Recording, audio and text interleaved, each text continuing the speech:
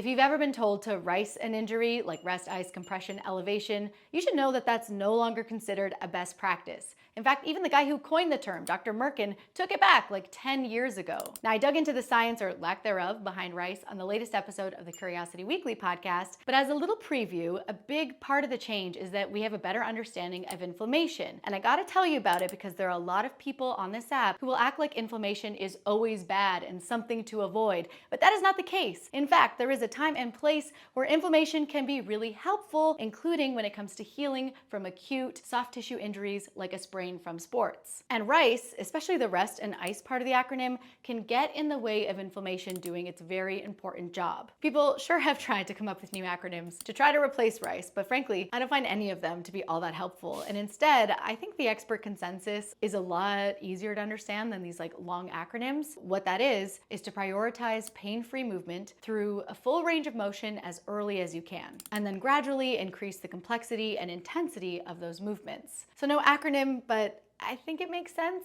Let me know.